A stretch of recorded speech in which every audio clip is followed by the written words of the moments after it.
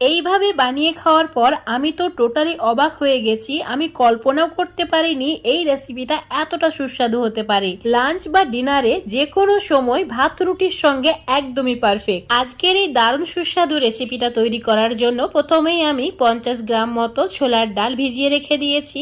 এবার নিয়েছি 500 গ্রাম মতো ঝিঙে, আর অবশ্যই ঝিঙেটা একটু কচি দেখে নেবে। এখানে ঝিঙের পরিমাণটা নিজেদের পছন্দ মতো কম বেশি করে বাড়িয়ে নেবে, কিন্তু 50 গ্রাম ডালের জন্য অবশ্যই 500 গ্রাম ঝিঙে নিতেই হবে। এইভাবে খোসাটাকে পরিষ্কার করে নেওয়ার পর গোটা অবস্থায় ভালো করে জল দিয়ে ধুয়ে নিতে হবে। তারপর ছোট ছোট টুকরো করে কেটে নিতে হবে। একটু ছোট ছোট পাতলা করে কেটে নেবে যাতে এটা খুব সহজে সেদ্ধ হয়ে যায়। তো সব ঝিঙেগুলোকে একই সাইজ করে টুকরো করে নিয়েছি।